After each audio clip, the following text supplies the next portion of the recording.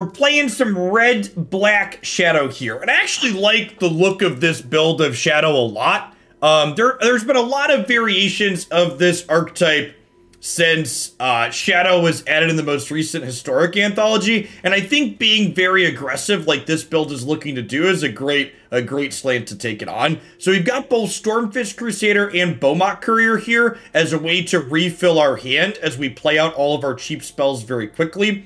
We've got Barge In, which, if I'm going to be honest, I'm sure I read this card during a spoiler season at some point, and I've since forgotten about it. But this is kind of an awesome card for, like, letting your big shadows punch through chump blockers. So target attacking creature gets 2/2. Each attacking non-human creature gets trample until end of turn.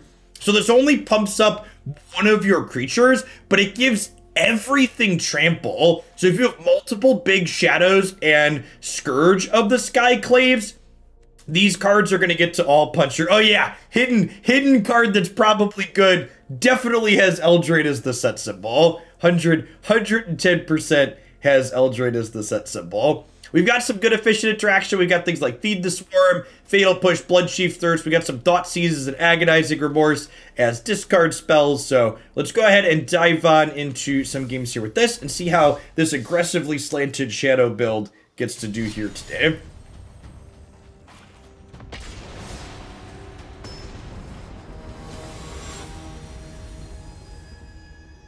I think we could want more Barge on the board. Honestly, I could see that being the case.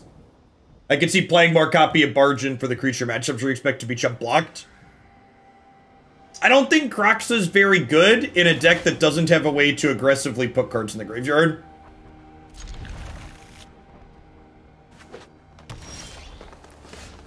Man, it's just like Yorion Day, huh? Our last, like, 4 matches have been against Yorion decks in Historic. Wow! God damn it, Magic Arena. Holy crap. I forgot. So I had intended to do this during my opponent's end step, but I forgot that Magic Arena doesn't give you priority with these lands. So that's my bad. I need to remember that. Arena is mediocre software. So gonna be a turn behind on casting these most likely, which is unfortunate and sad.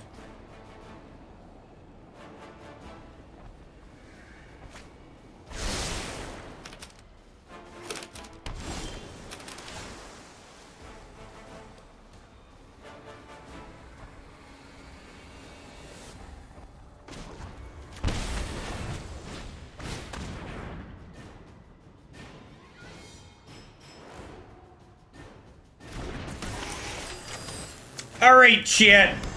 Is it too aggro to feed the swarm the Omen of the Seas?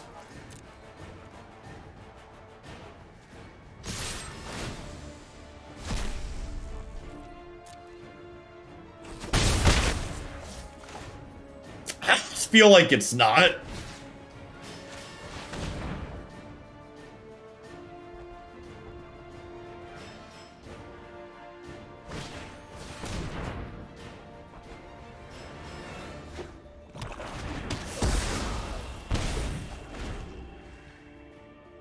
Hey, Hacksaw, thanks for the 23 months. I appreciate that. Welcome back.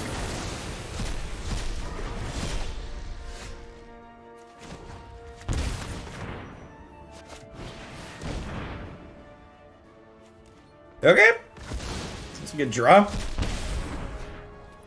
Because of that 1 point of life missed on the first turn, I'm not going to be able to deploy my Death Shadows next turn, which is unfortunate.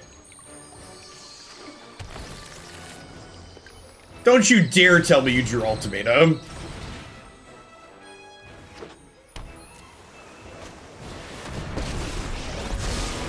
I know Ebon your prowess.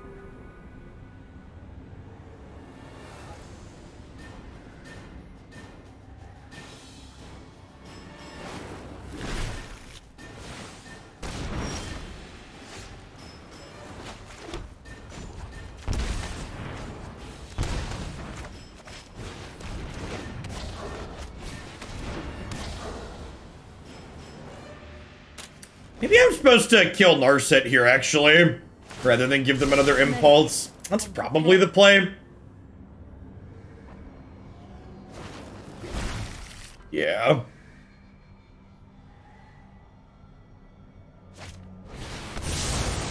I won't forget our time together.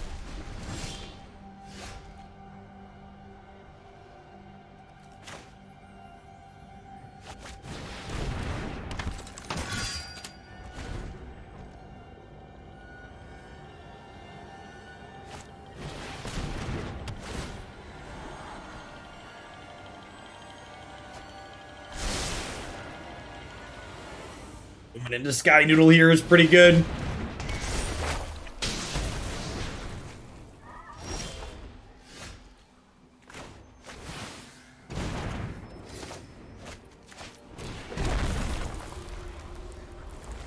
Even if we could play something this turn, we wouldn't want to because Yorion threatens to blink. Binding the Old Gods.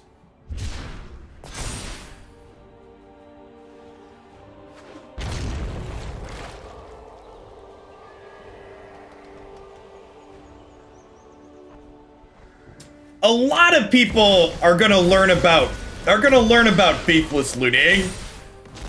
Like, the number of people I see recommending faithless looting for decks that have very little graveyard synergies is, I think, an archetype similar to what we're doing will play faithless looting almost assuredly, but like this specific deck, it's definitely not as simple as you just like cut 8 cards and add 4 lootings and 4 Croxas. Yeah, like, we gotta remember, chat, faithless looting is card disadvantage.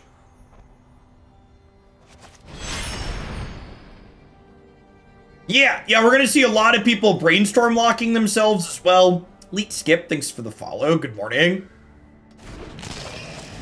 Like, don't get me wrong, I'm not saying these cards aren't powerful. I'm just saying based on the feedback I'm seeing from people think these cards are a lot more free to include in their decks than they actually are.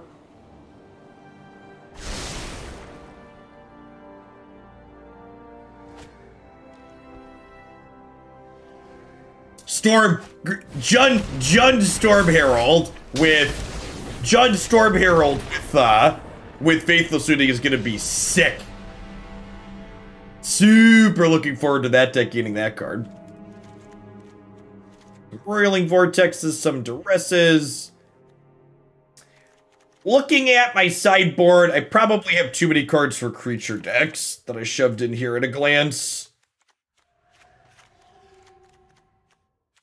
Probably want one more discard spell or something for these control decks, these go big decks.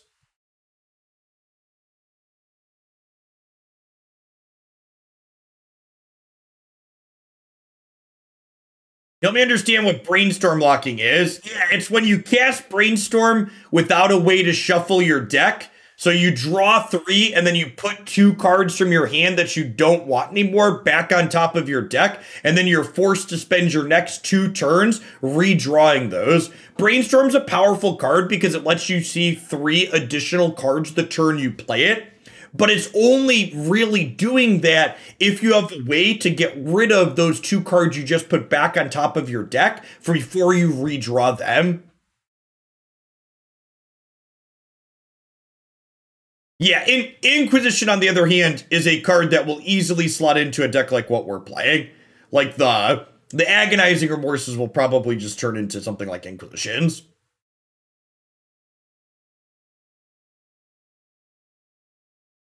Yeah, I mean, there's a number of good ways in the format to clear brainstorms. Like, I don't think brainstorm's going to be a bad card. It will likely be a format staple. It's just not going to be nearly as good as it is in Legacy, and it has some deck building considerations to go alongside it. You don't just like add brainstorm to an existing deck. You're gonna have to also include some reasonable ways to clear the top of your deck afterwards. Samurai Jack, thanks for the follow. Welcome to the channel this morning.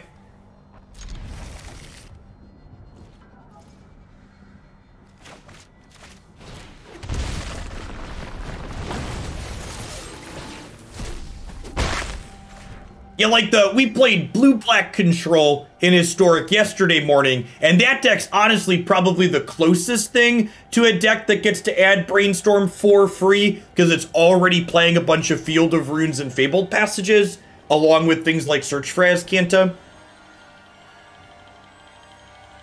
Yeah, I think that's a really good summary, Springsbug. Brainstorm will almost assuredly be a better cantrip than Opt is in this format, but it's likely not going to be anything that's like super incredible. You'll play it, but it's not going to be like I've heard some really lukewarm, some really hot takes from people like Historic's going to turn into a Brainstorm format like Legacy's a Brainstorm format, and I think that idea is very silly and likely not true.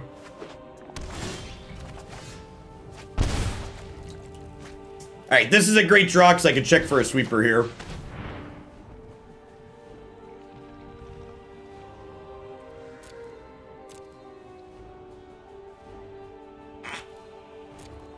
We take the Emergent Ultimatum, right? I don't know that I'm going to be able to kill them before that card becomes relevant. That is a Vortex clicks in their hand, yes. We'll play Dreadhorde Arcanist as a must-kill here. Hey, the Kid Martian, thanks for the sub-gift. Arcanist just dies to Binding? Sure, something's going to kill something. They had 2 removal spells, Wolf. They had both Eliminate and Binding. So I agree with you that they only had a single removal spell, we'd take it, but because they had 2, I think we just take their payoff card.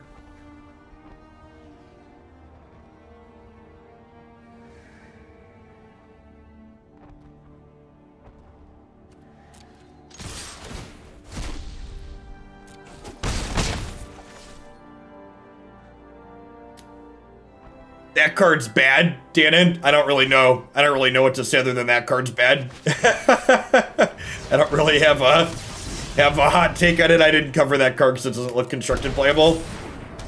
A 1/4 double strike for 4 with no effect when it enters play is not very good.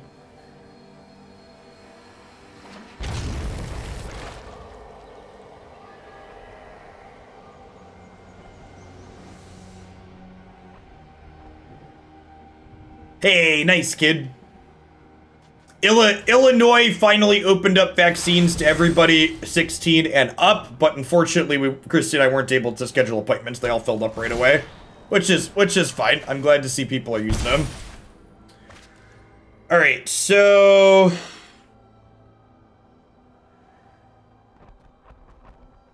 this is 5/8. Can I put them? I can put them to 1. Is that real? We can put them to only 1? They're going to eliminate this 5, 6, 7, 8. How are they dead? They have a removal spell. What am I missing? This gives 2/2. No, they have eliminate in hand. Damage to myself doesn't matter. This is dying, chat. Yeah, I think we just Duress.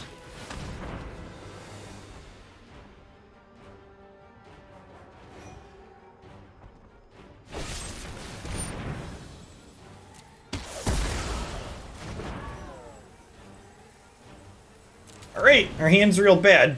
I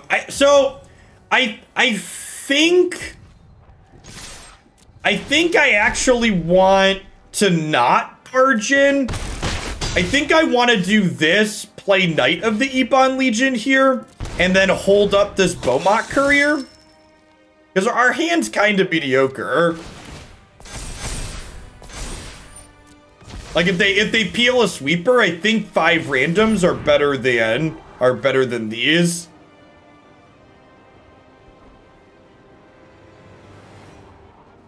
They would die to the Crusader trigger. I mean, if I'm gonna untap with the Crusader Sun back, they're gonna die to me attacking with it.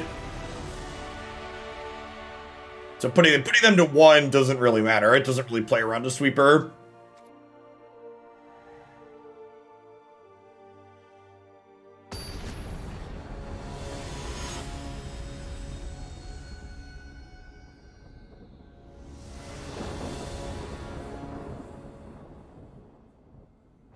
I think that card looks like a worse version of Village Rites Butter Toast. I think the number of times that card's going to be better than Village Rites is few and far between. I don't really think it's worth talking about. It's just outclassed by another card. So, a lot of the time when you Thoughtseize against the opponent's archetype with a deck like what we're playing, we want to take a 4-mana sweeper or their ultimatum. So waiting to Thoughtseize until they're a little bit later in the game, when they've had a chance to draw more cards, tends to be good. So I think I'm gonna go ahead and just play these out to start. And then next turn, we can potentially Thoughtseize and play some shadows here.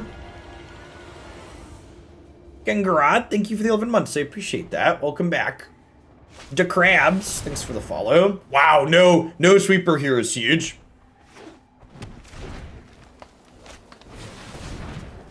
Yeah, sure. Wow, they missed a land drop there as well. Okay. Hey, what you doing over there? Hey, friendo. What you doing? Wait, do they have Hinterland Harbor and didn't play it? Weird. Okay, well, Shadow's Verdict is definitely getting taken away here. Did I just play double Shadow? I think we just play double Shadow and make them peel, right? Oh, they drew it off Crusader. Good call. Good call. That's totes what happened. I forgot we gave them a card.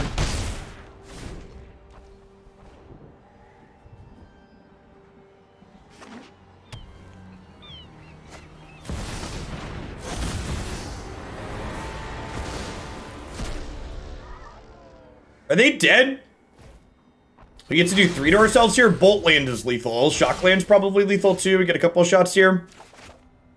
Hey yo, I say hey yo. Bolt Land, come and buff these dorks. Goodbye, friend. Good solid aggressive slant for us there. Rosman, thanks for the follow. Good morning. I do want one more card in my sideboard for the control decks, though, I think.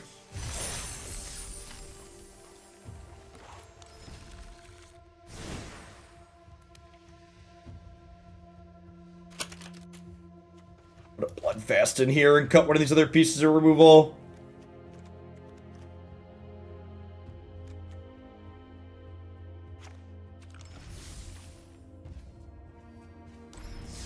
I think they're different decks, Danon.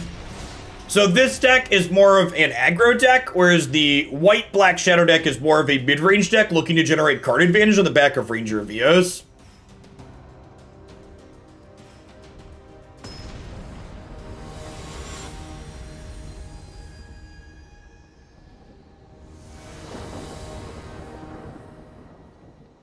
Yeah, I mean, I'm not really interested in gaming the system to try and get ahead of someone else for a vaccine, Nels.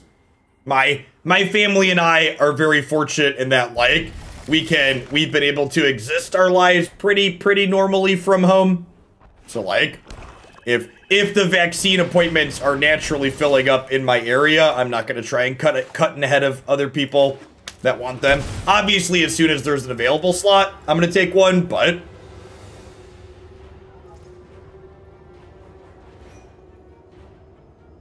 Yeah, I agree, Benes. Maquette yesterday, I think, was the most let down I've been by a video game in some time. The ending was really bad.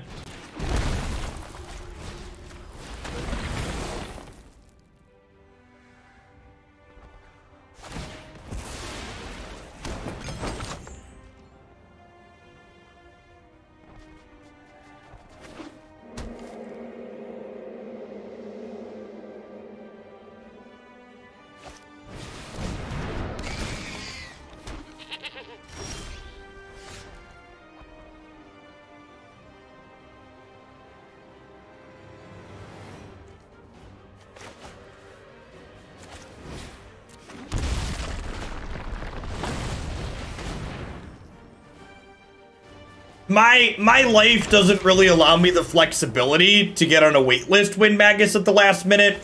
Like taking like suddenly saying, oh, there's a wait list opening, I need to shut my stream off 4 hours early, especially when I have things scheduled.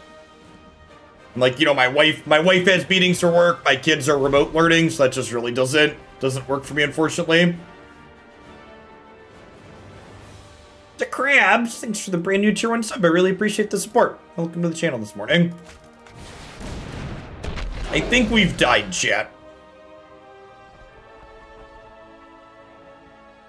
Welcome back, Jetharin. I guess we have Feed the Swarm for Devil here, but...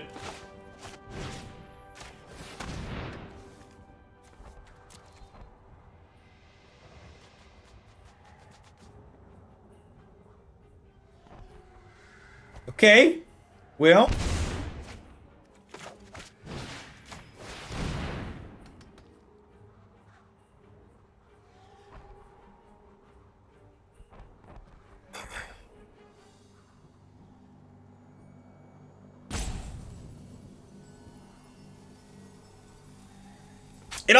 It also like me getting a vaccine, the only thing it's gonna change about my immediate life is I'm gonna like have people over to play board games at my house. That's right. It was funny. Christy was like going through the things she wanted to do again once we're vaccinated and it's like more safe to go out reasonably. And I was mostly just like, well, you know, my life doesn't really change all that much. You're an F2K community because of channels like yours. Looking forward to learning how to stream. Hey, well, welcome around. Since you subscribed, you should pop on into my Discord server. We have a community content channel there that lots of folks post when they're going live with stuff, and I try to give everybody that posts in the community channel a follow there, and I give hosts to people in there on occasion if they're live when I sign off. Third Mayhem Devil off the top. Yikes. Yeah, I just like can't get my Scourges down. Maybe, so I have a smattering of different removal spells in my sideboard right now. Maybe we just want 4 Abrade for this matchup, so that way we can kill Ovens and Mayhem Devils consistently. Yeah, like literally the only thing that's gonna change about my immediate personal life is we're gonna go back to having a game night once or twice a month with some of my buddies that live in the area. I think we trim Bomat Courier here because it's real bad against Mayhem Devil with its 1 toughness.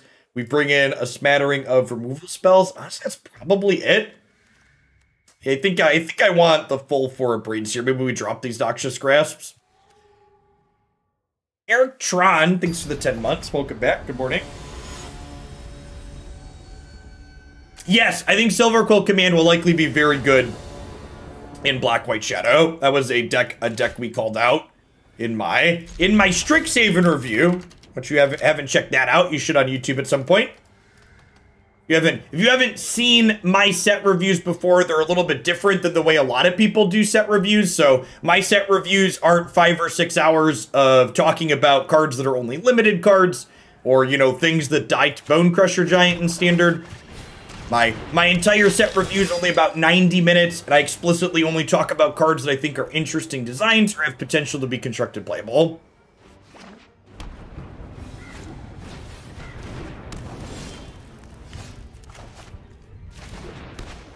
I don't think we want to Scourge here, even though we could with this land, because if they just play Cauldron Familiar, we get got. Is it crazy to exile the cat here? I feel like it's not.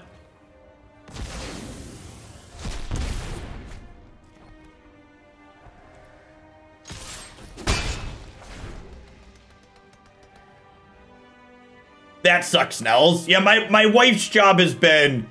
The company my wife works for has been very, very good about the entirety of the pandemic when it comes to managing people and how they've handled the situation, in my opinion.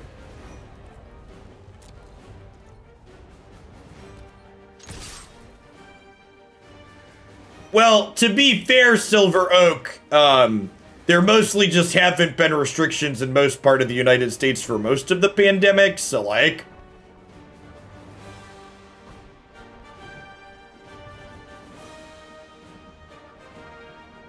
Missed a damage? How?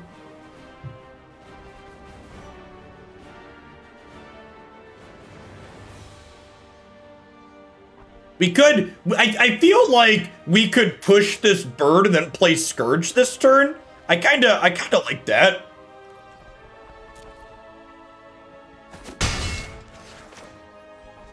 Feed only kills enchantments, Wolf. Because killing this keeps them off of playing these sooner, which is nice.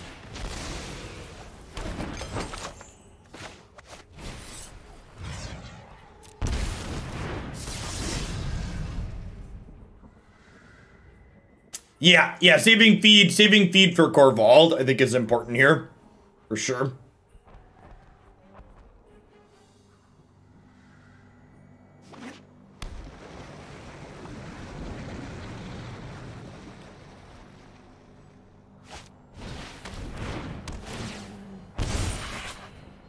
Wow, that's a brutal draw. Oh, my opponent messed up. No, they didn't. They get to kill this now, right? So the food wasn't going to be a big deal unless my opponent drew exactly Cauldron Familiar, because they could have put this to like a 2/2 and then we would have hit them for a bunch of damage and the other food wouldn't have killed it. But now them drawing Cauldron Familiar here means that they can kill this, which is super awkward. Oh, they let us attack. Okay, yeah, Barge In. I don't even know if I'm supposed to use Barge In, right? Because, like, if I use Barge In, they just sack the other food next turn, right? Or they loop the cat, and then it doesn't matter. Thanks for the follow insight. Good morning. Right? Like, it feels like we're just dead here. Like, I don't know how we ever come back from them killing our Scourge with them having cat to loop here.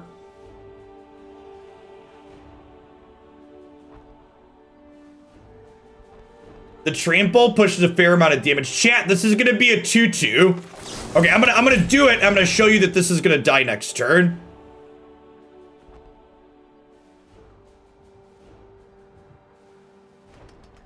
This is about to turn into a 2/2.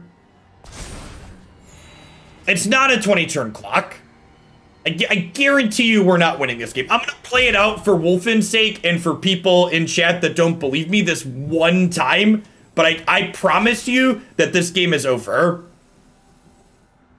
The literal only way we possibly win this game is if my opponent only draws Corvalds and Binding of the Gods for the remainder of the game. It's the only way they come out of this. We come out of this ahead. We've hit garbage time. Our Scourge is dying here. Our Knight of the Ebon Legion can't attack past Cauldron Familiar. Even if they draw a bunch of 4 and 5 mana spells from here, they're probably still going to outlast us just with Cat Nuven. Thanks for the sub 2, Insight. Good morning, good morning.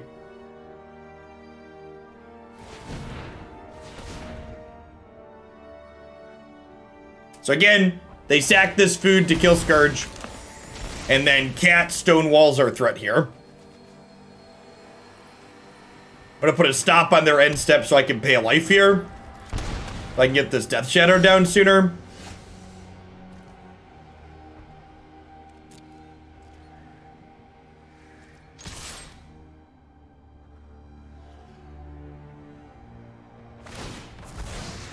That was maybe the best draw in our deck.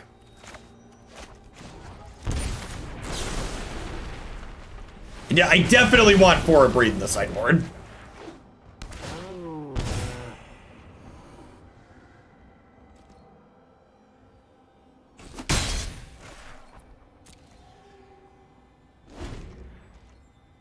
Yeah, I agree, Brightstar. The play patterns of Cat Oven are rough.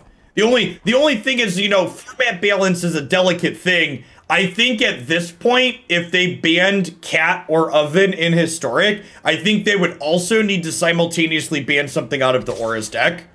Because the only thing keeping Auras from running Ramshot over this entire format is the fact that, or our opponent could make this play and now we can win. Alright, I am not sure why they would. You know what? I'll take it. I'll take it, chat. Sure.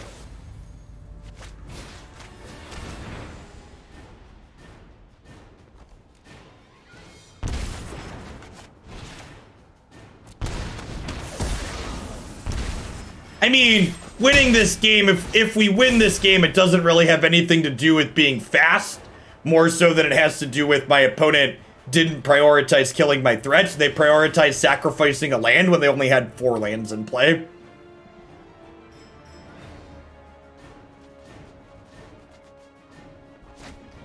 Luo, thanks for the follow. Welcome, welcome.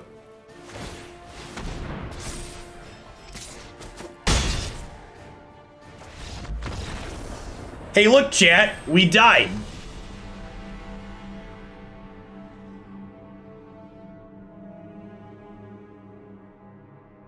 Because the cat oven deck is really good. So even when you make some kind of questionable choices, you still just punch your opponent and kill them. Alright, I do think I want 4 Abrades, though. I'm gonna cut these Noxious Grasps.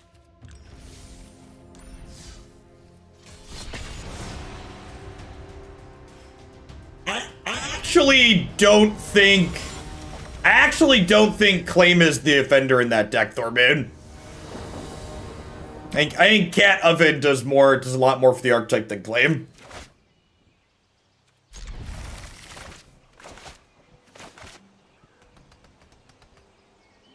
I don't know.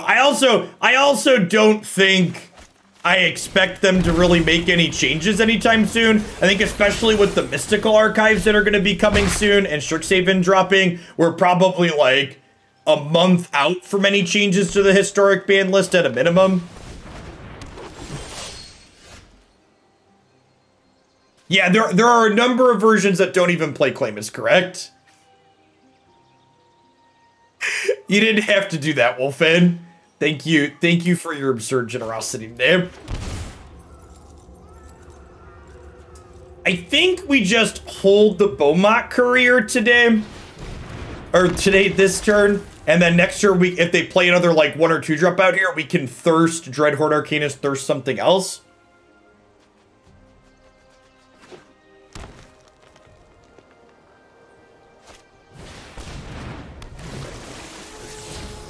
I mean, banning Claim also makes the Auras deck too good. Thorbrand, if you're not familiar with the Auras deck, just for reference, banning Claim instead of Oven doesn't change the fact that the Auras deck would become absurd.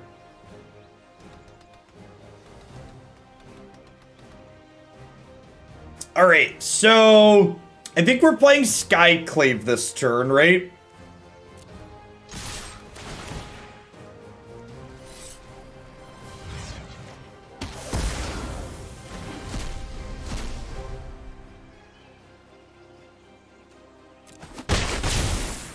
That assessment shows a fundamental misunderstanding, Thorbrand, of what makes the Auras deck good.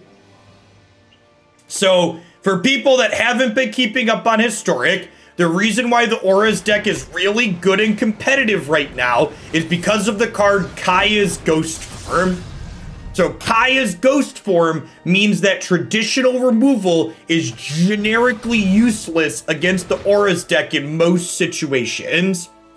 And Claim the Firstborn specifically is uniquely good against the deck still because it gets to ignore Kaya's Ghost Form.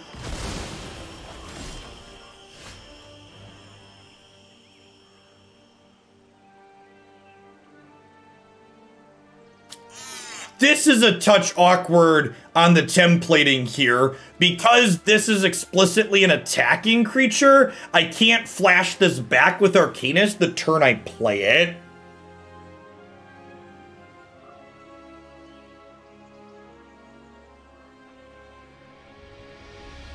I think I hold on to this in case they play some blockers next turn. I think I just cracked them for 7.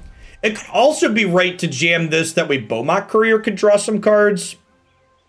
I think this inclusion's still fine. I just hadn't thought about that aspect of it before.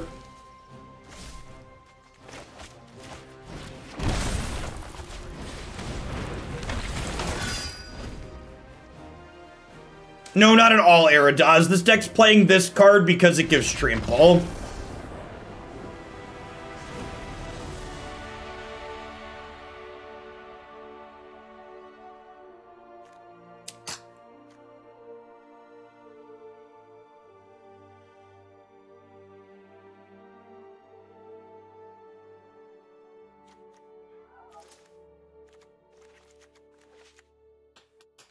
really know what this opponent is doing. They like ramped a bunch. I feel like Duress is probably okay to hedge to bring in. They had some cheap, they had like Explorer creatures too though. Maybe I just clicked submit. Maybe we cut Bomat Courier for some disruption because they had cheap creatures that block. This card's not great against decks that play to the board. I'm gonna cut this on the draw against their deck that played to the board and bring in these Duresses and like a random piece of spot removal. Good morning, Dev. Thanks for the follow.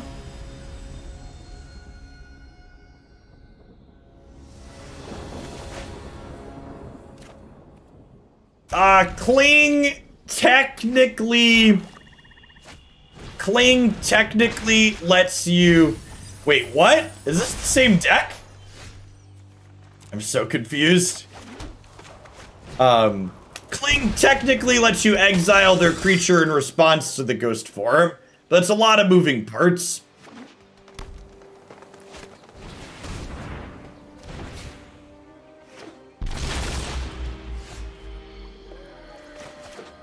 It's a nice draw.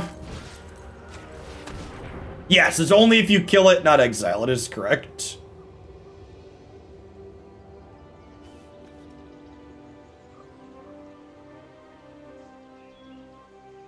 Can I take their 6/6 here?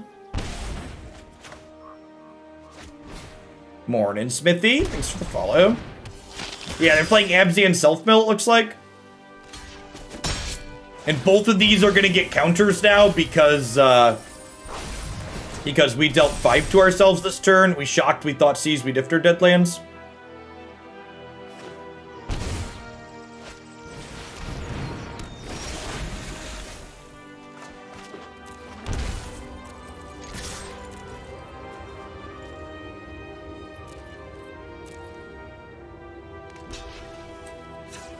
Alright, your ramp spell resolves. Oh, you know what? I messed up here. If I would have bolted this and paid a life with this, these have gotten counters this turn. So small sequencing mistake here on my part, not considering that they could block.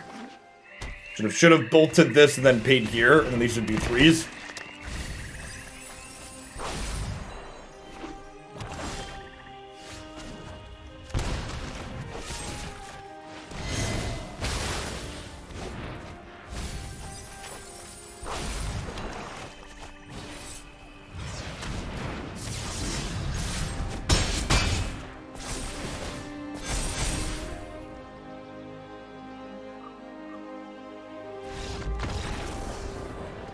B, aggressive. B-E, aggressive. Did you ever try Shadow with Unsealing? Yeah, we played both Red Black and Jund Unsealing. There's videos of both up on the YouTube channel. They're actually both pretty reasonable.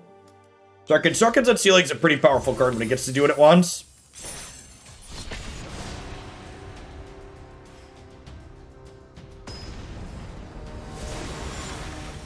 And you get to pippity pop off a little bit with it.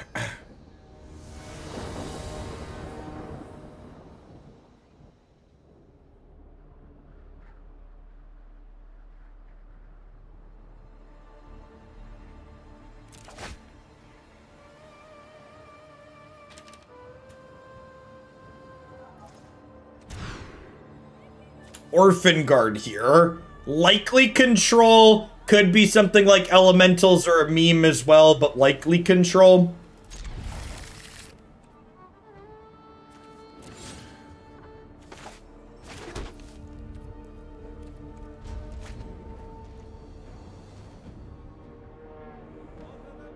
Jeff is playing Zoo later. It's been a while since the Zoo deck was playable. No, I'm pushing our second cube draft to tomorrow morning. We'll start with cube first things, that way it can't get cut. Alright, confirm blue-white.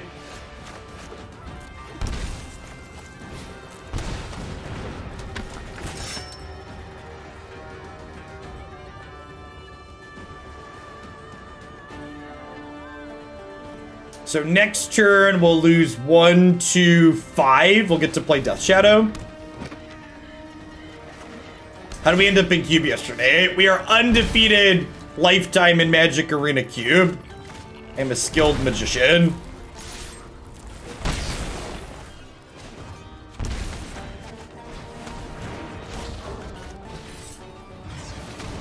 We were literally the only person in our pod drafting green, and we probably could have built a 60 card mono green deck.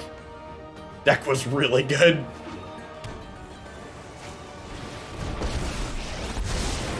Wow, that's rude. Trick for this.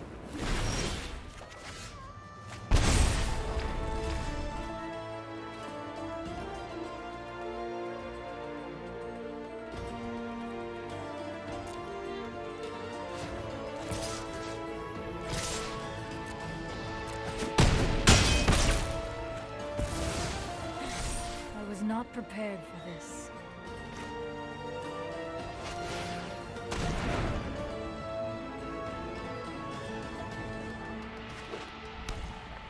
Goodbye, friends. See, the way I knew they were gonna cast Wrath of God that turn, chat, our opponents in the MPL, and you don't get to the MPL by not having your sweeper on 4.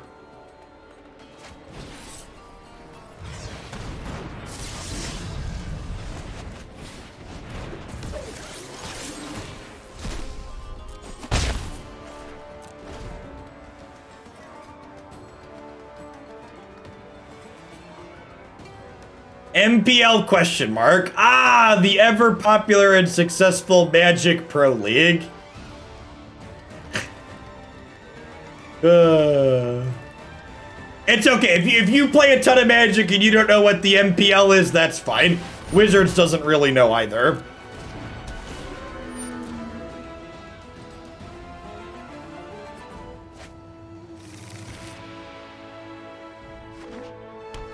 Alright, so they're dead to this feed the swarm, right? Twitch chat swarm adjacent.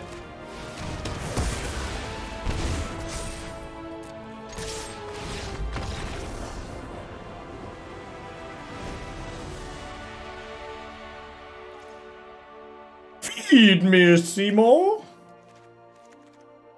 Gobble, gobble. All right, so we're gonna cut some removal spells. We're gonna board in these Duresses, this Bloodfast, these Roiling Vortexes.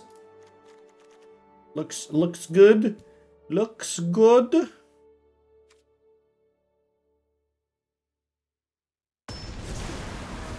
Like base building games like RimWorld. I don't know what RimWorld is.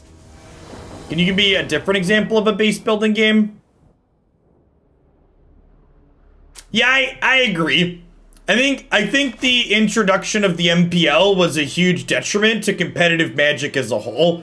I think the really appealing thing Magic had compared to a lot of other games and esports is that it was very accessible in order to access and play with the top people in the game, and the introduction of the MPL definitely removed that level of accessibility.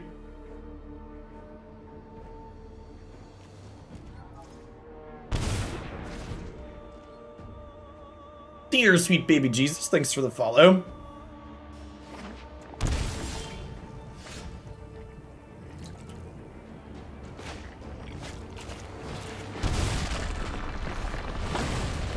I'm just playing this.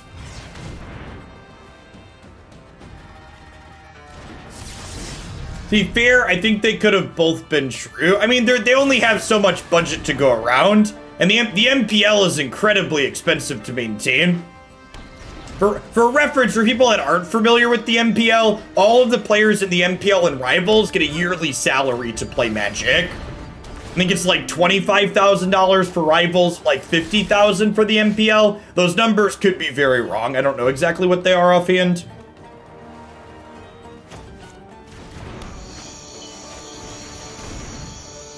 How does Death Shadow interact with negative life totals? 1313 is the biggest. I thought it was 75 when it started, but I thought they reduced it. I thought they readjusted it. I don't. I actually don't know.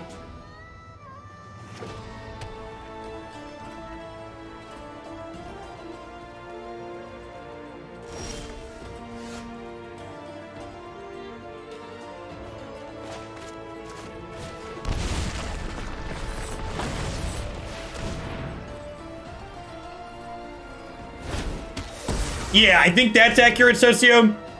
They reduced it when they removed streaming as an obligation.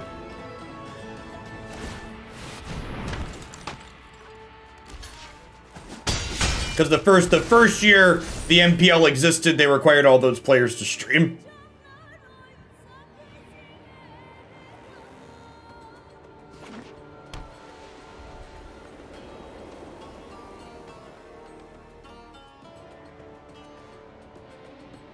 Correct. Yeah, 50,000 is just the base without anything else. Like those players also get guaranteed minimum payouts the number of tournaments that they're invited to.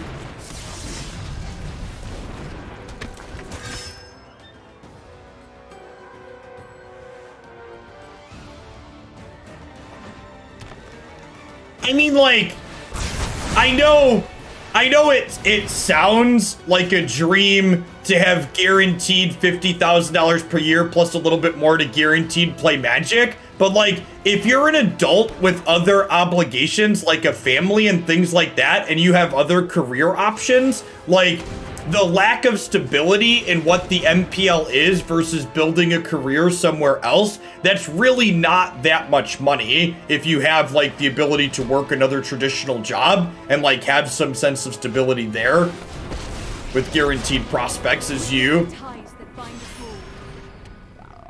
I think we're dead to Nissa here. Not sure Lurrus plus recasting something's gonna drag us across. Lurrus's lifelink might get us there.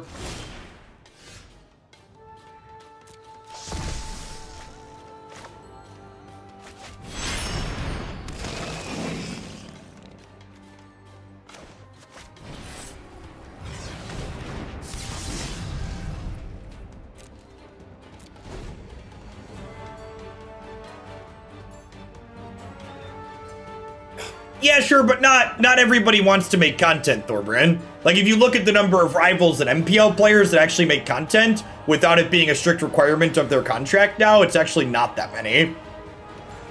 Michael Kretz, thanks for the follow. Welcome to the channel.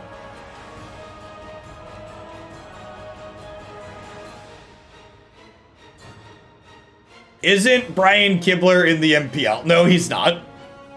Oh. Mm-hmm.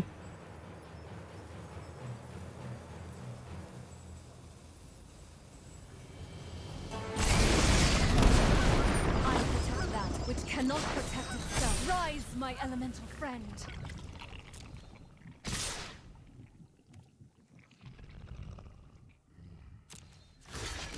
So, like, we could do this and not be dead. And these trade effectively. But, like, there's still this and this is beating down, so I assume we're dead here.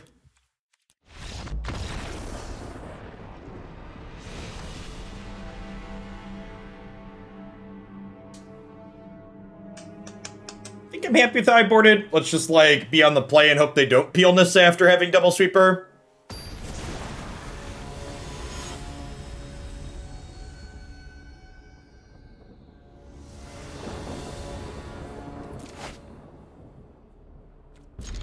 Okay. We get to do this. We get to Thoughtseize. We get to Shock, Remorse, Death Shadow.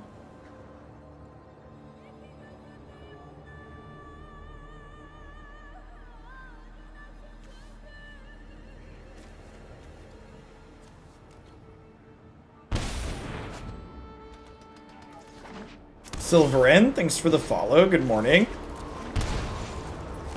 And because we have Shadow lined up here, I'm going to pay life with the Ifnir Deadlands, so we don't necessarily have to pay. Yeah, we haven't seen a snow payoff out of them yet. Graven lore could make sense.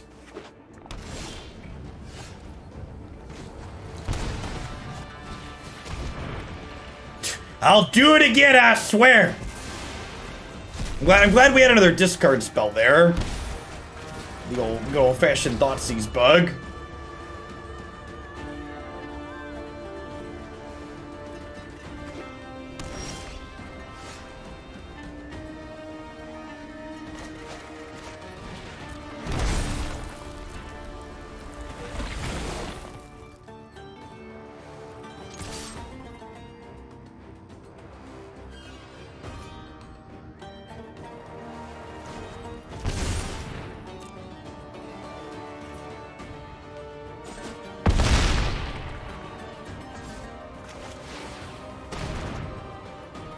Who's excited for this Barge In to be lethal next turn? I know I am.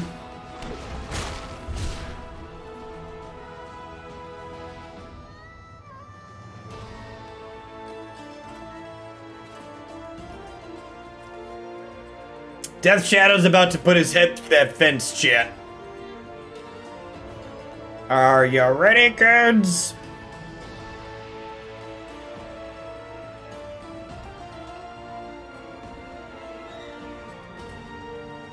It's gonna be a 14-14 with the Barge In.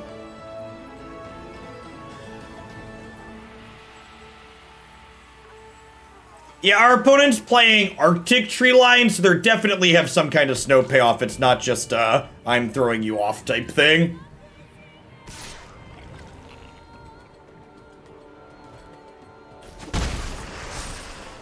Alright, to the people in chat that are having a conversation about work hours for the MPL, I'd ask that you please take it to offline or take it to the Discord server.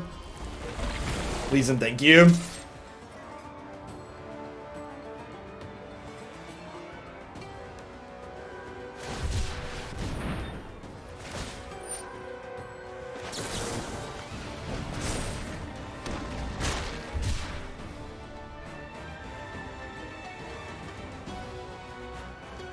It's gonna barge in here real quick.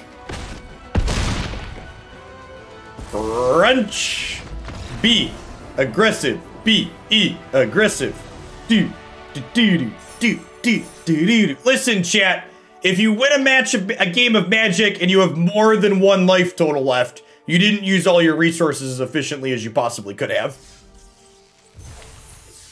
We're just trying to be efficient in our resource management.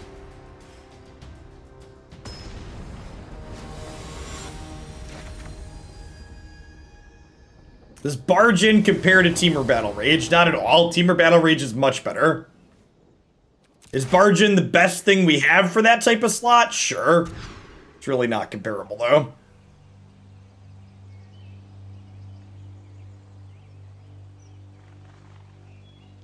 Another busted Eldraine card, chat. Grabbing match wins from the claws of defeat otherwise.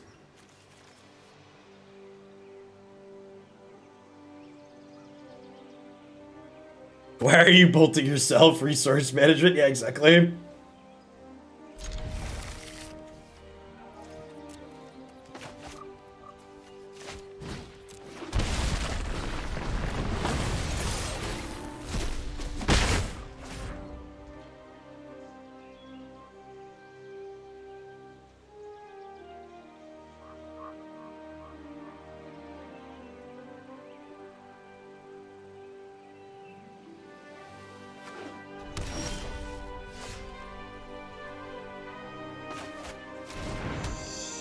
Blue-white land, a blue-white control player. Oh, angels. Yikes. Yikes. You ever look at a handful of cards, chat, and go, ooh. Yes, I guess we'll take Bishop. Yeah, I gotta imagine this is impossible if they have an average draw, right? Because, like, we're playing Lurrus, so we don't have access to...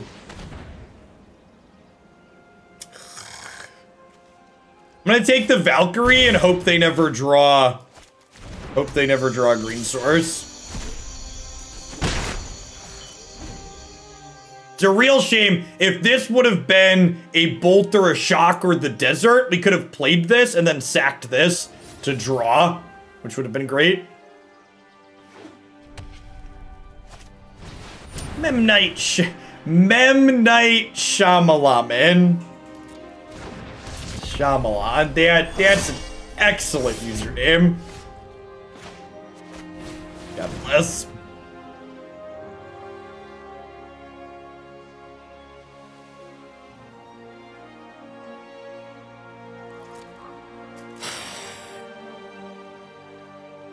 Do I just like... I think we're on the hope they never draw green source plan, right? We just take the Skyclave apparition here. Because I think I need the cards from this to get back in this game. So I think we take the Apparition, we play Shadow, and then next turn we attack with this and draw 4 is the plan. And then, like, if they continue bricking off on green, we get a shot. Oh, yeah, hit me, daddy. Hit me, daddy. You know just what I like. What's going on, oldest son?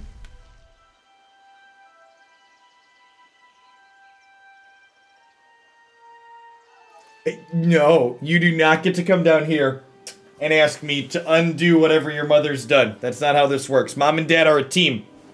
If mom said something, daddy's not overruling it. Even if you whisper.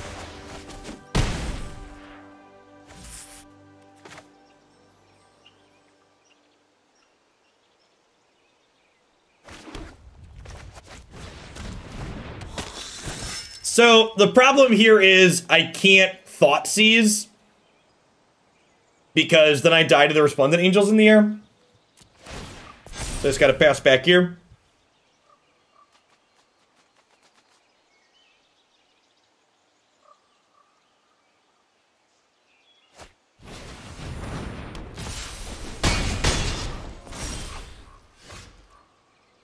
Man.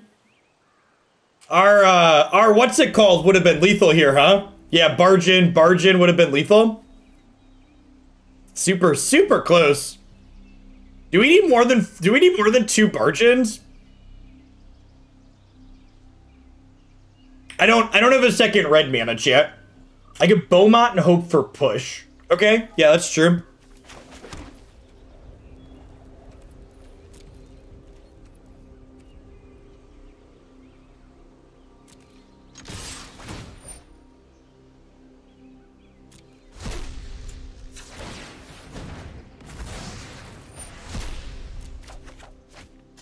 No dice.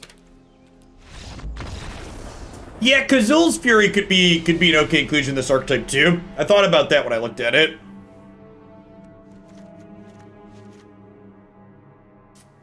Do I even bring in all the Abrades here? Like, they don't have that many things that this kills, right? It's just like 2 of them.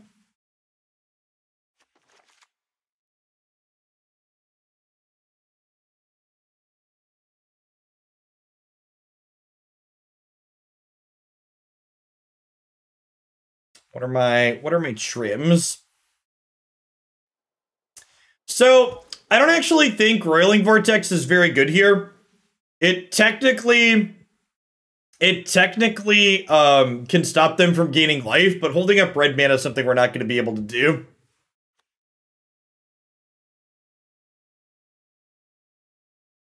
Cut Scourge against life gain. If we're not able to put Scourge into play, we're not winning the game. So I think we're supposed to keep Scourge. Yeah, cutting Bomat's probably the correct choice. Maybe it's just all of them and we leave all the Abrades in. This does kill Linvala and Resplendent Angel and Soul Warden. And their 1-drop that we need to kill. Yeah, I think cutting Bomat against most Collected Company decks is probably correct.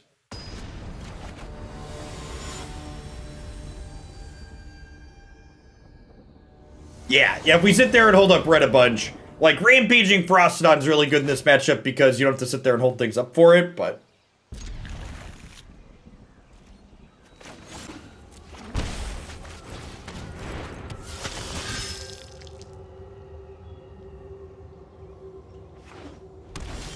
There's our fatal pushes a little late, chat.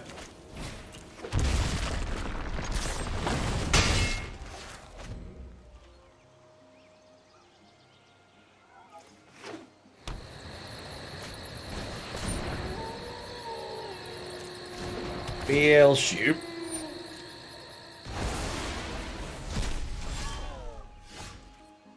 Yeah, this type of game almost assuredly favors the opponent. They have a little bit better card advantage than we do on the back of Collected Company.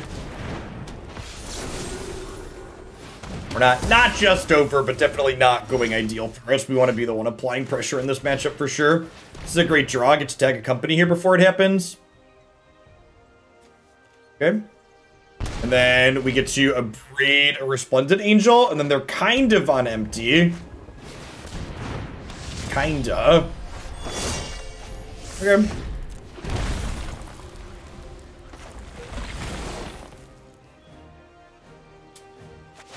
I'm gonna play this Shadow out, because if they Skyclave the Shadow, I can Fatal Push the Angel, and if they play Glasspool, I can kill the Angel in response.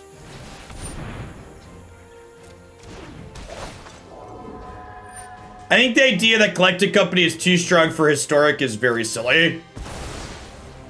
I think if you had me make a list of cards that I think I would remove from Historic, Collected Company wouldn't even make a top 20 list.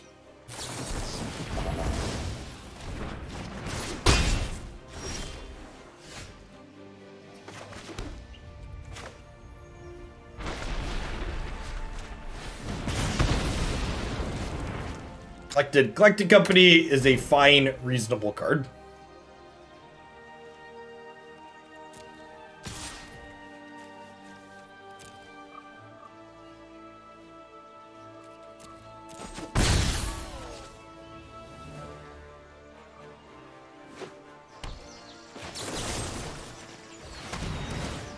I think I get rid of this because I don't want them to be able to copy that with Lurrus to take Lurrus away down the line. And I want to get Lurrus into play here.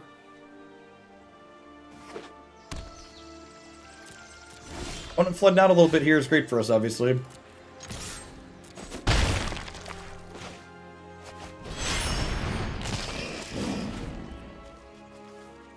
Maybe I should play this as a land.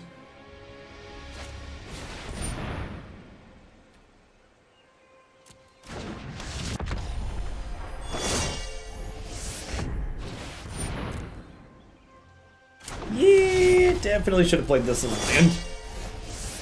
Well, that's a good draw. Okay, so we can deal 3 and feed the swarm.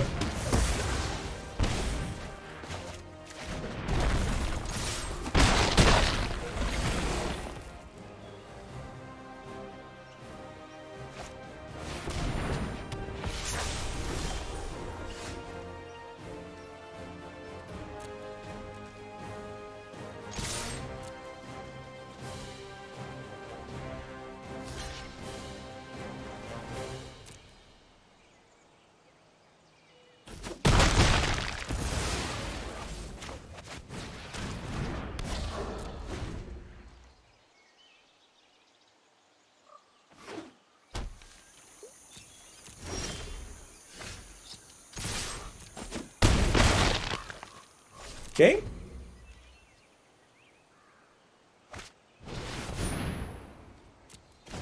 All right, that'll do.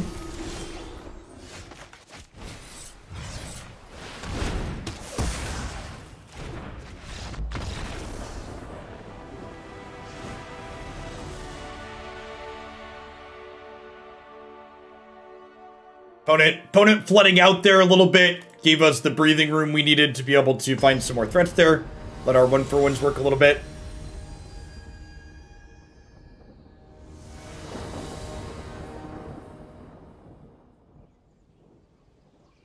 Thanks everybody for out this morning, by the way. Great to see over 1,100 people in here for some Magic. If you're new to the channel, welcome. My name's Chef Hoagland. I stream full-time here on Twitch. We do Magic and other turn-based strategy games, as well as some single-player story-driven stuff. Usually I'm here doing Magic Monday through Friday during the week. Every single morning. I think this is a mulligan, right? I don't have any enablers for these. Like I have these with no Thoughtseizes or removal spells for them to flashback. Yikes. If you enjoy the content, I usually play a couple of different constructed decks every single day. Be sure to check out my YouTube channel as well.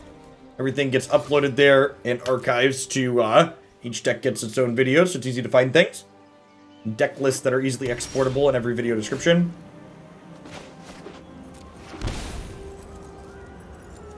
One drop would you recommend if you don't have wild cards for Courier? I don't really know offhand. I don't know if there's another card that like fills that same kind of role.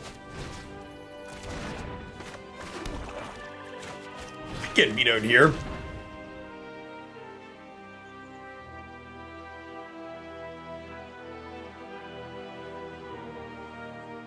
I think it's just Coco.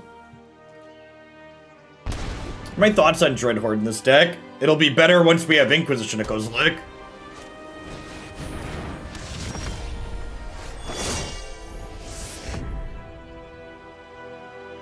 I think that's a really bad take, Spaz. Like, I get that like you're being a member of Twitch chat and like I mulligan to a 5 that also has 2 Scourge of the Skyclaves, but believe it or not, my average hand doesn't have 2 copies of this card in it. And it's being super results based and lazy to be like, Jeff, you should keep that 7 because I know that your 5's gonna have 2 of this card in it anyways. Just like, stop it. It's a very, very bad take. You will lose way more matches of Magic than you're going to win if you try and make all of your decisions based on hindsight information. The 7 was a good mulligan.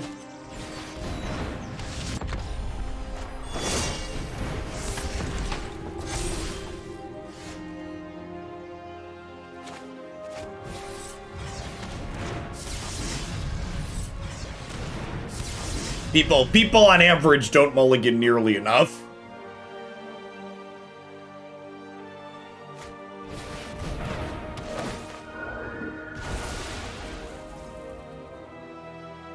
Don't these just die to them giving the Angel lifelink? Okay, what play would you like me to make instead, Smash? You're implying I should play around them drawing a 6th land. What's your line? So your statement is correct, but how is your statement actionable? What are we supposed to be doing with my turn instead of playing out my threats and hoping that they don't have the land and we get to do something with them?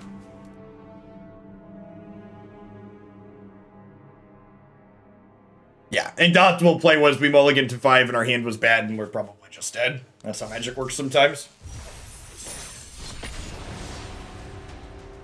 What's the best way for someone to switch from Moto to Arena to build a collection other than just buying packs? I'm told drafts.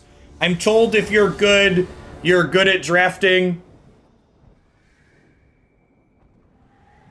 Because we can't win that game, Wolfen. Because they're at 18 and we have no pressure. And like a land is bad if they draw it. If they draw a land, it's bad for us. If they draw a spell, it's also bad for us. So like all of their top decks. We had 3 blockers in hand. We didn't. They had a bunch of things that flew.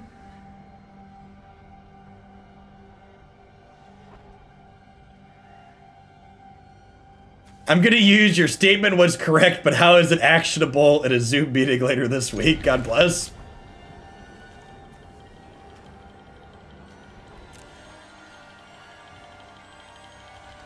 Like, so like, Wolfen, our deck doesn't have tools to play from behind like that. So rather than, so like again, Magic, and you'll be better as a player if you can understand more than just the current turn you're in. So a lot of the times when people say, Jeff, you're conceding too early, you're not dead there. I'm not conceding because I'm dead that turn.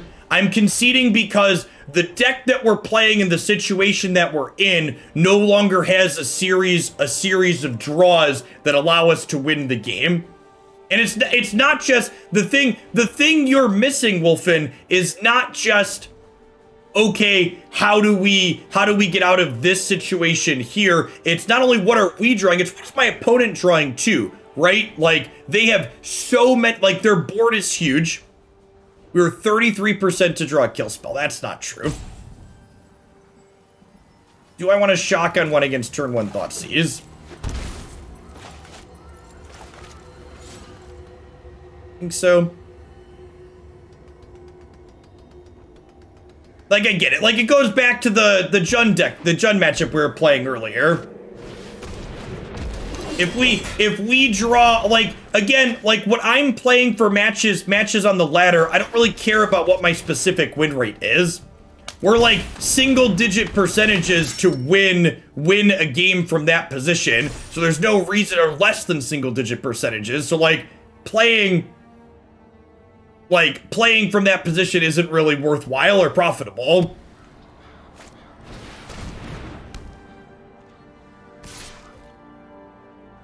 I think you're completely wrong, Spaz. I think you're living up to your username there, and I explained why you're wrong, and you need to stop. The idea that you hate mulliganing, so you shouldn't mulligan. You'd be better at Magic if you mulliganed more.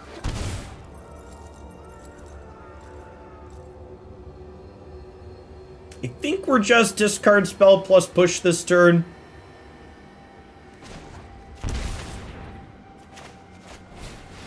We had more mana efficiency and card efficiency. What does card efficiency even mean? Can you use it? Can you use it in a what is card efficiency? I've literally never heard that descriptor before. Please define card efficiency. What is more draws? What does that mean? Card advantage? You're saying we had more card advantage than them?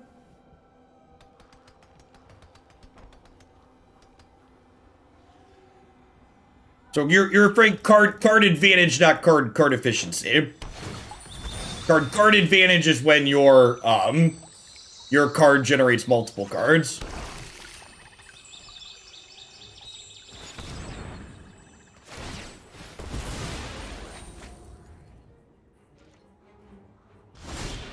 Crusader's not card advantage for anybody, chat. Crusader is purely card neutral.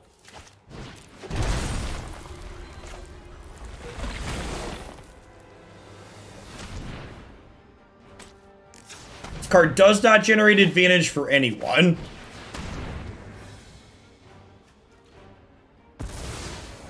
Are they dead? If I pay 3 here for this... This is a 10, we put them to 2?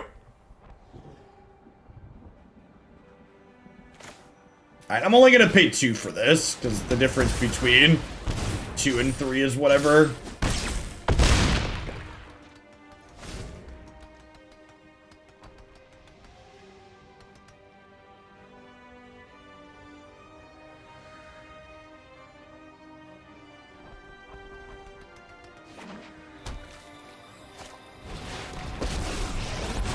Oh no! Oh no, we didn't play around Nissa, chat! Oh no! Alright, so obviously we should have fatal pushed to play around Nissa. It was better TV not to, but we should have fatal pushed to play around Nissa. Thanks for the Prime support, Tron. I appreciate that. Yikes. Alright, I don't really know what our opponent's deck is doing. They're just like green-black stuff. I think I'm just gonna click submit. Our deck's pretty aggressive, so like less is more when sideboarding. We've got a mix of removal spells in the main already. You could have played around Questing Beast too. No, I'd have died to Questing Beast still. Would I? No, I'd have been +2. I'd have been at 6. No, you're right. We would have beat Questing Beast too.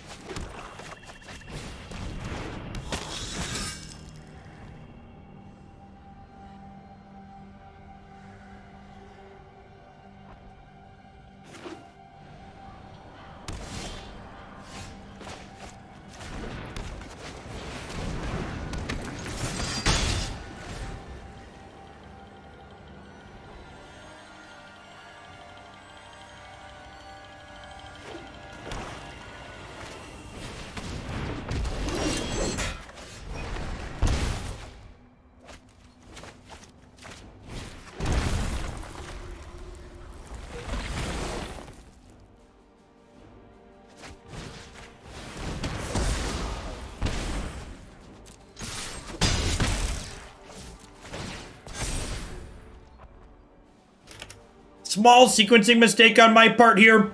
Worth noting that if I had bolted Egdoms in on one instead of playing Swamp, the second Egdoms this turn would have let me play Shadow. So my land sequencing has put me a turn behind in my threat.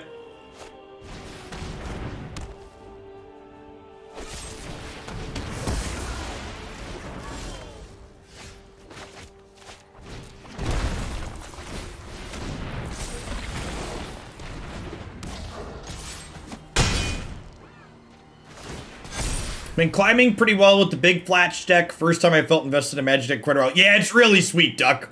I'm super excited to play Torrential Gearhulk with Magma Opus out of Strixhaven. We're probably going to spend a lot of time playing that on stream, I imagine. If you didn't catch the big flash deck, it's titled Blue Green Fat Flash on YouTube. It's a thick deck.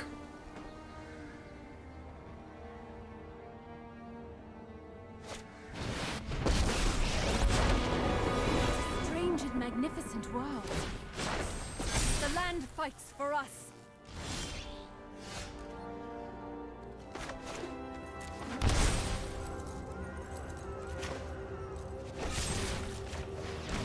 They don't have a fatal push here. They're dead, right? This is 10 between these two.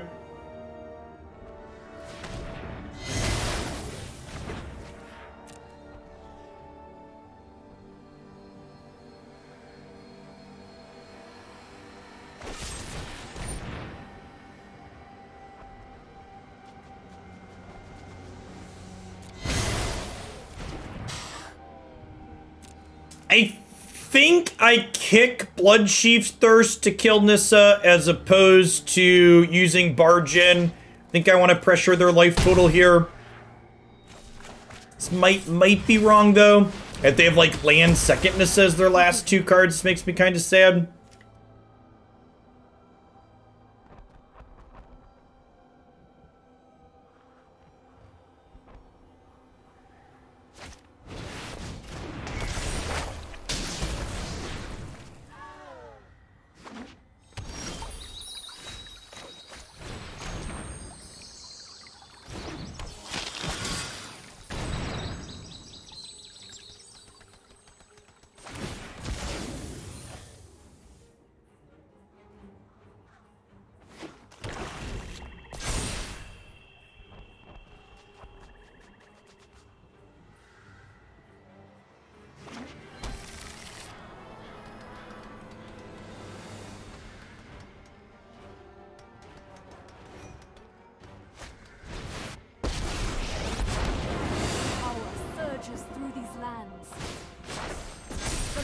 Shall conquer you.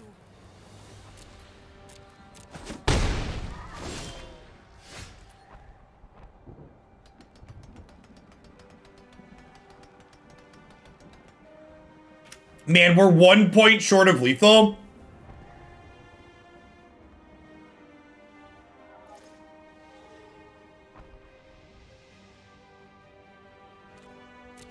What if I attack?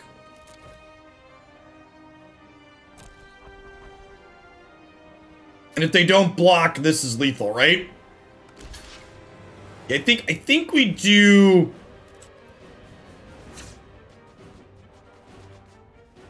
All right, so what if I barge in to kill this and then go Lurrus Shadow? I could also pump and then play Stormfist Crusader. Pump Crusader is kind of appealing too. I think I like pump into Crusader.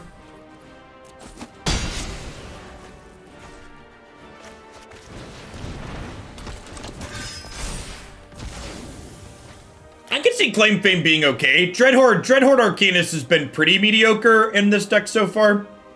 I could see Claim Fame being a better fit for that 2 of slot. Rise, my elemental friend.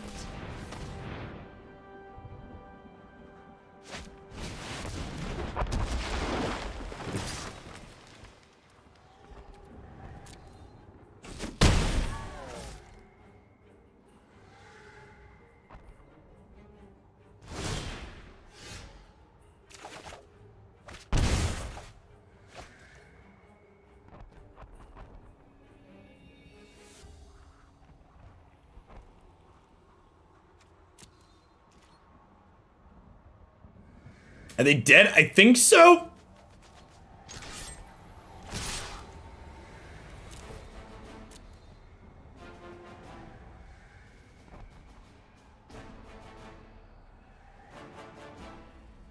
They could have another piece of removal here, but I believe they're dead to no removal.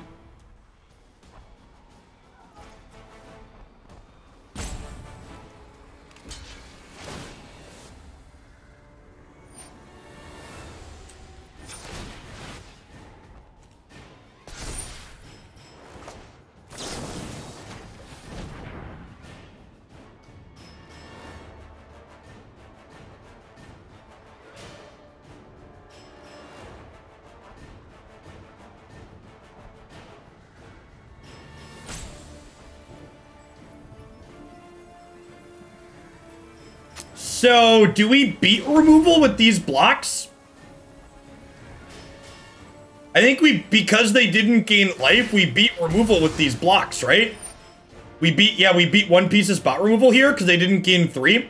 Because if they kill this, I get to barge in here. And because this gives trample regardless of what you target. It gives all non-humans trample. Yeah. And obviously, if my opponent gained 3 there, we'd still beat them if they didn't have removal. But because they didn't gain 3, we beat even like a Fatal Push or an Eliminate there or whatever. Do I want Heartless Act because they're an Elder Gargoth deck? Do I like trim Fatal Push and bring an Act? I think that's correct. Like this deck? Yeah, I think this deck's very reasonable.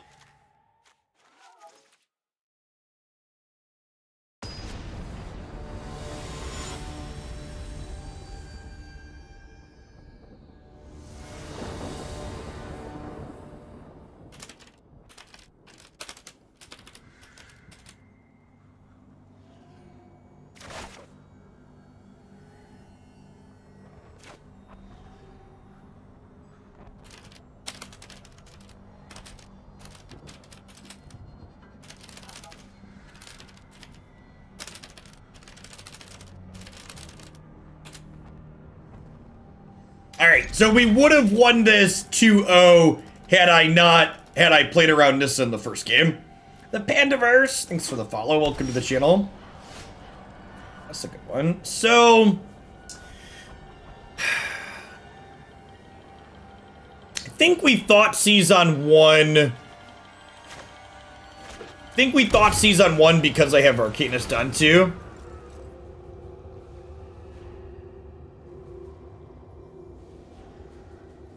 Okay, so Arcanist is gonna die. I think we just take the Maze Mind Tome here. It gains them life and it sets them up for card advantage.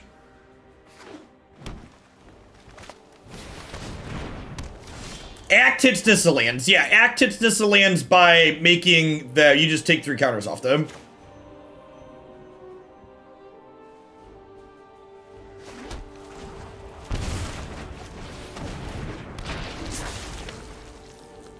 Alright, cast Raven's Crime. Discard and eliminate.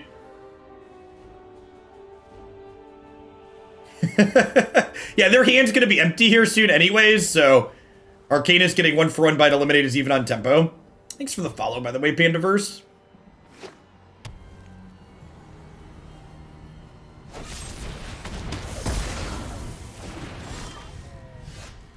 Dab. Good morning, good morning.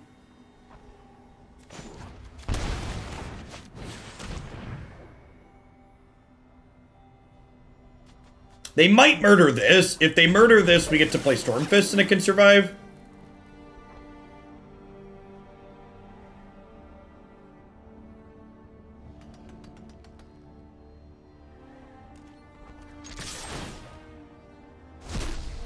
Hey, Bib, thanks for the 19 months. I really appreciate the generous tier 3 at that, too.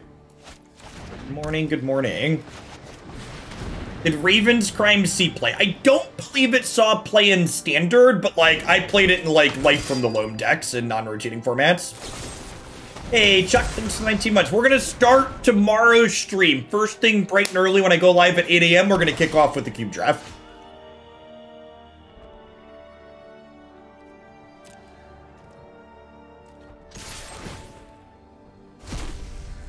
All right. We haven't seen a sweeper out of them yet. So I think I'm going all in here.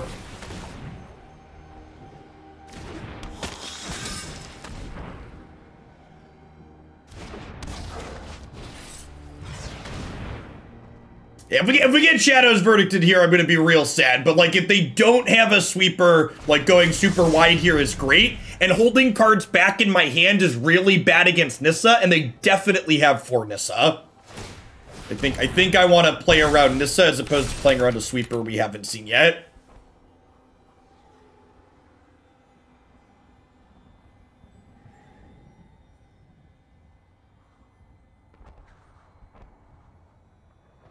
Caught your cube on YouTube. I was laughing along with you at the obscene green cards that kept wheeling. Right? It was very... It was something. Okay, so... I think we do this. And then Bomat Courier is going to draw 2 to 3 here.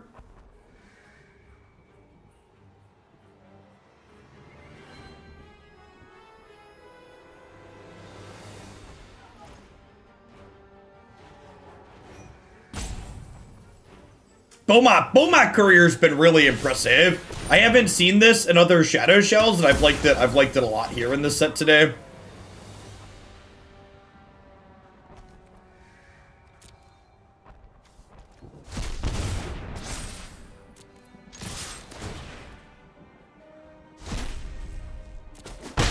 Just remember to give your paid actors their cut for the cube stream.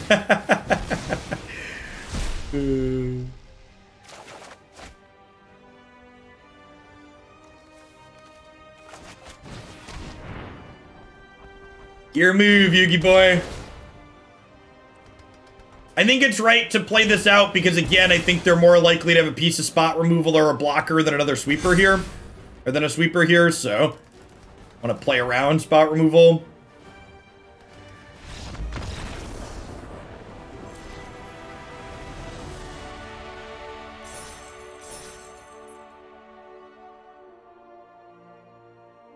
There is no luck, just preparation action. The lie detector test determined that was a lie.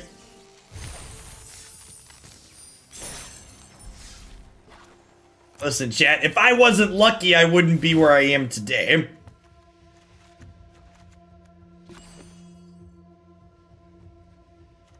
I think I like getting rid of this for something else. I think I want Claim Fame. Maybe this is fine. I don't know. It's nice having more proactive threats. The problem if we cut this is that I only have 12 threats left at that point that I can play out before I hurt myself.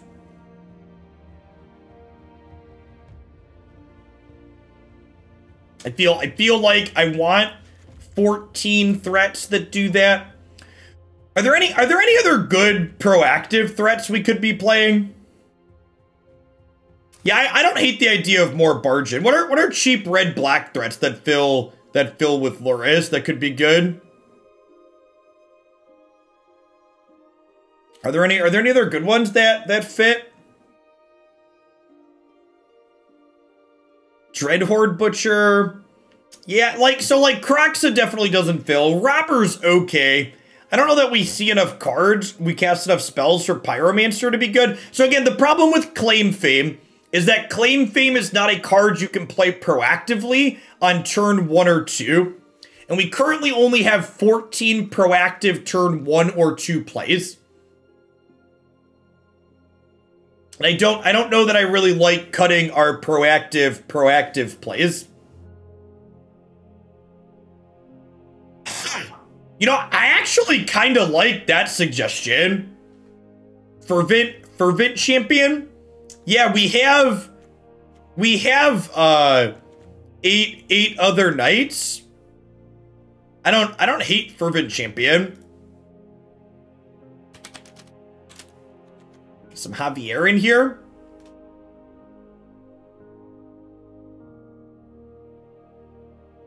Gutter Bones could be okay too.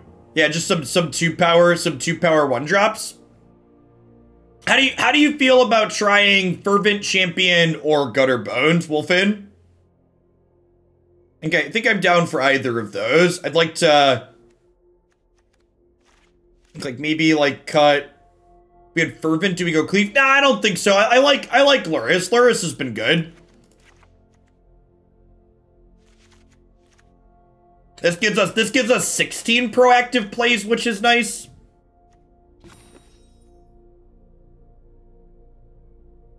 Oh, I don't hate Scrap Heap Scrounger. I don't know that I want to try Fervent Champion, but if Fervent doesn't feel good, Scrap Heap could definitely be something worth considering. Let's play another match or two with this before we wrap up. I can definitely see Scrounger being a good one to fill.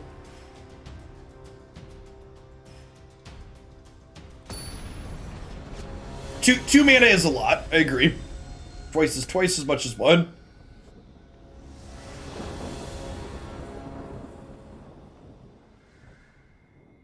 Yeah, BT Dubs, I see some people using the Planet Zoo command. I've got a sponsored segment for that as a variety game coming up. As someone who played a lot of SimCity growing up and other various tycoon games, we're gonna poke at that. It has a zoo theme to it. If you want an easy way to support my content, hang out for that. It's a bounty board thing, so I get paid based on the viewer count for the hour that we do it. If it's good, we'll probably do a little bit more than the hour, but a sponsored segment will be for the first hour. Yeah, I guess we're keeping this and bottoming the red card, huh? This hand's actually pretty good, all things considered.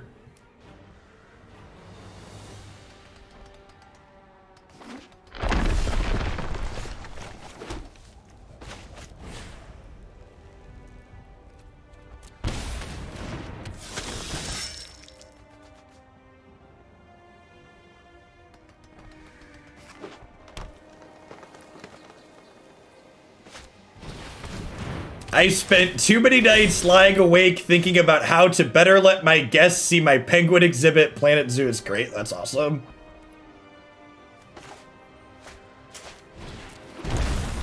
Do we just murder this and attack them?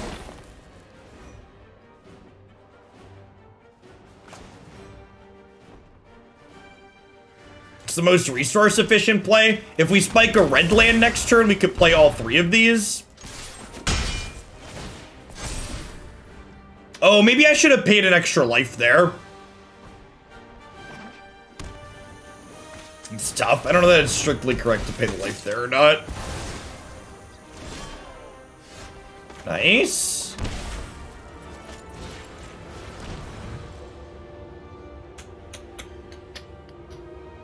Hey, 3 Smet, thanks for the tier 2. And thanks for the 22 months. Howdy, howdy.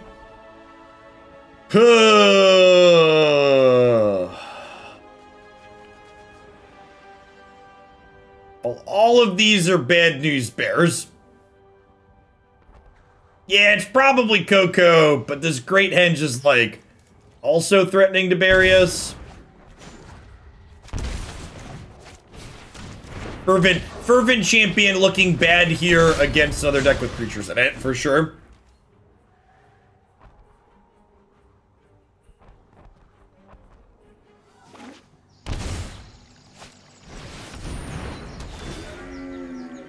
Henge is too slow. I don't think that's the case. Henge is coming down next turn.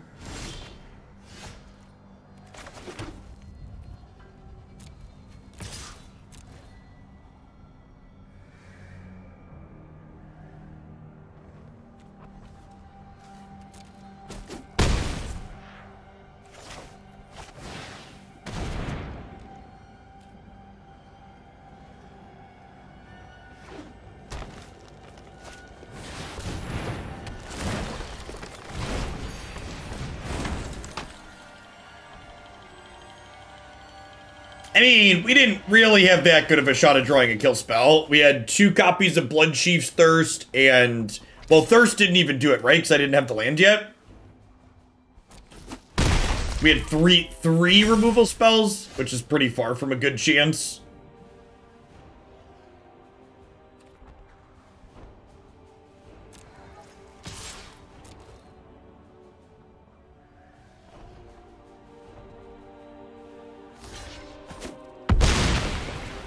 I need to remember if I want to activate these, I need to put a stop.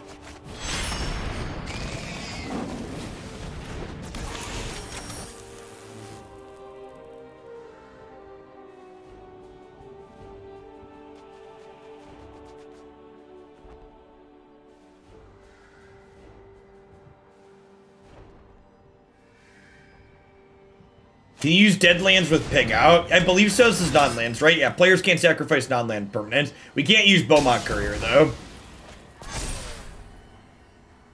Yeah, and then this is the problem from here, right? Like, my opponent's life total is high, and then Great Henge provides him with a steady flow of endless things to play here, so... This game is very over.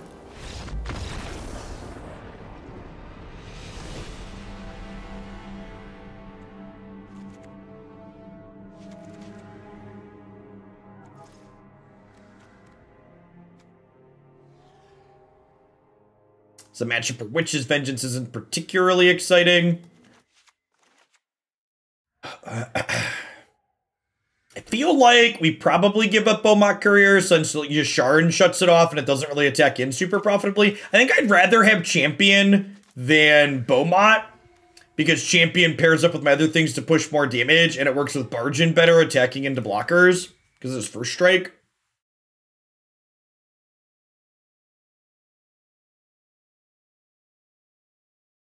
Yeah, the lands that are also creatures go a long way to helping them TDM.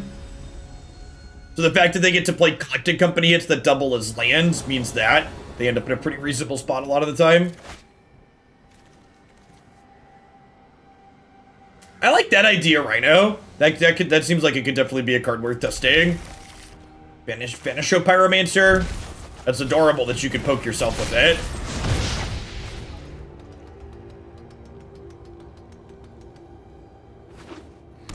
Yeah, we got a solid curve here. We get to go Champion into this, this.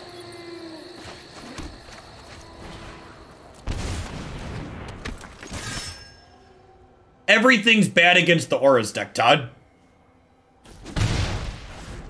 If it wasn't for the best deck in this format playing Claim the Firstborn, I don't think the Auras deck would have bad matchups. I think there's a very good chance that something's gonna have to be done about the Auras deck in terms of ban list management.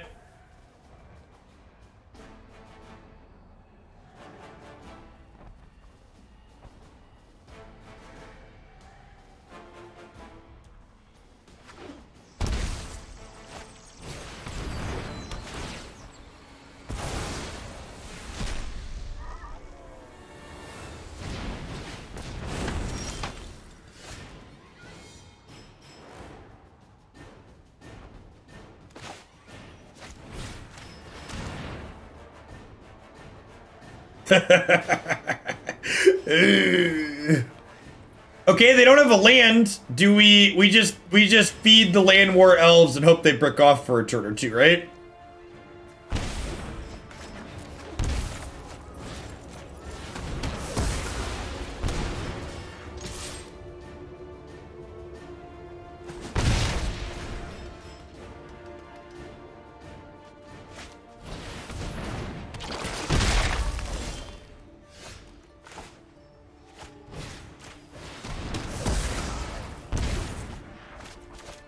Maybe it's better to Shatterskull Smashing that and save the feed. The problem with that is that I'd have to bolt to do that, and then I'd be down kind of low here.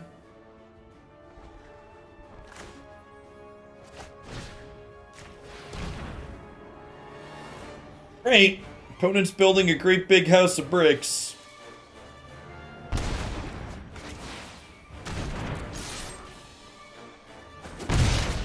So you're saying there's a chance.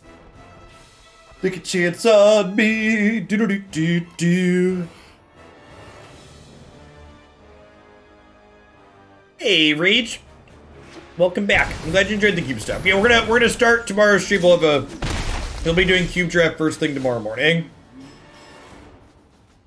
So we do this and drop it like it's hot.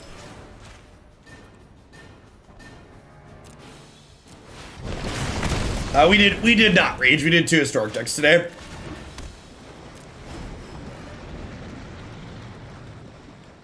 Misfit Mavis, thank you for the 13 months. Welcome back.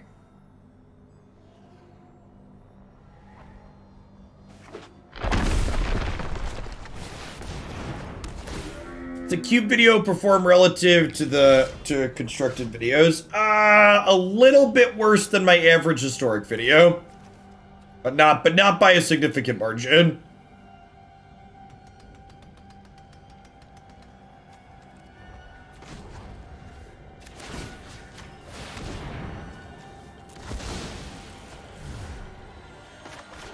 Christopher G, thanks for the quarter of a year. Welcome back. Like, I think compared to the blue-black control video posted at the same time, as like 80 to 90%. Did it perform better than current standard? Probably about on par with my last couple of standard videos. Yeah, I agree that I think we're in garbage time.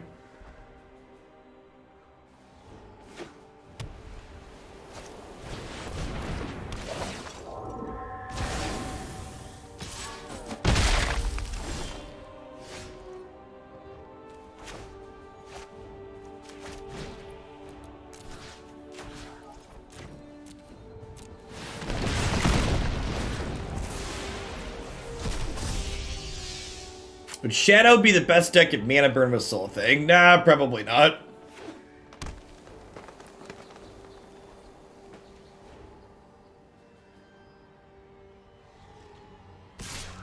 I don't think the ability to get Shadow into play quickly is really what's holding back Shadow in this format.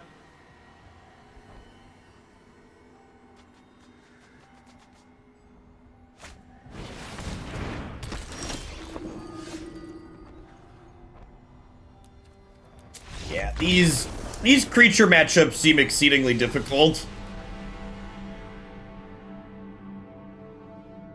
Honestly, seeing how that played out, seeing how that last game, that last match kind of played out and how it felt and how it looks from a theory perspective,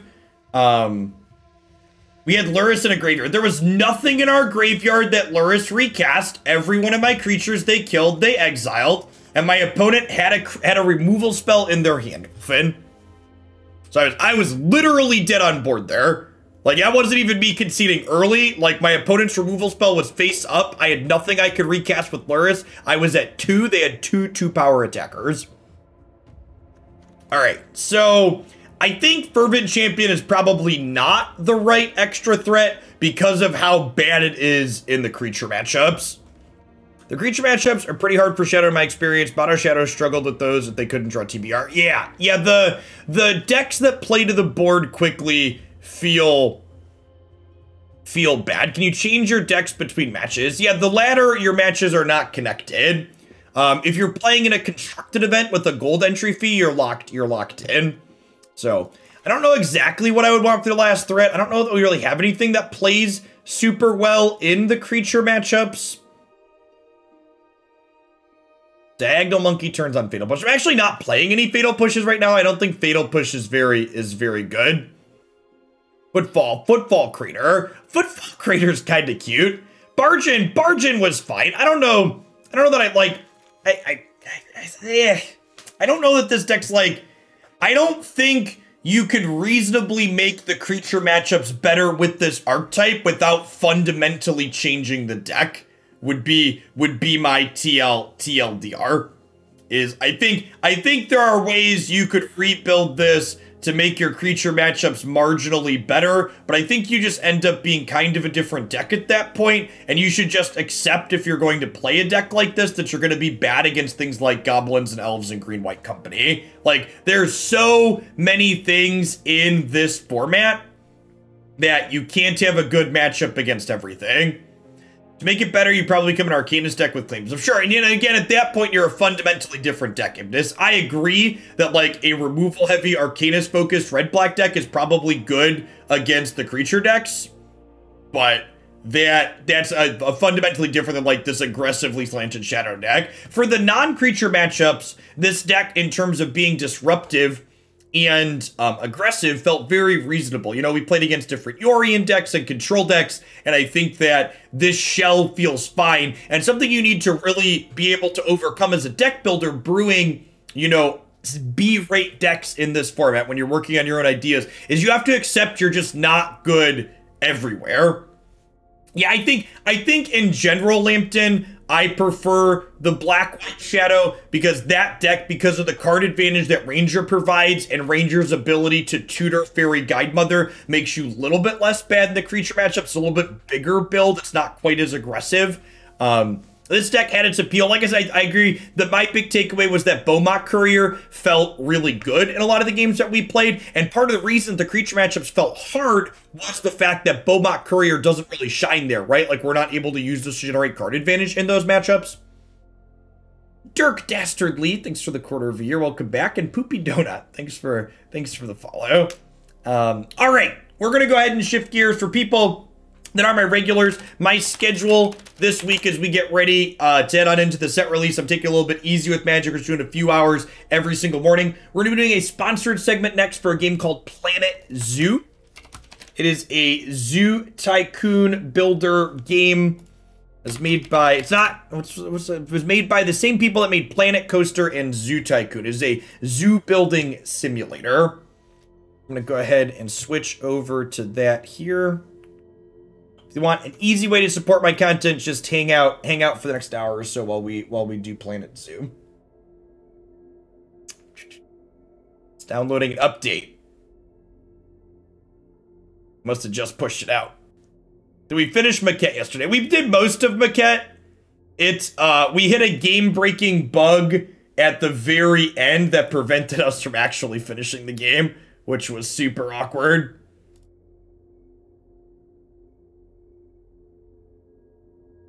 And it's Zoo downloading here.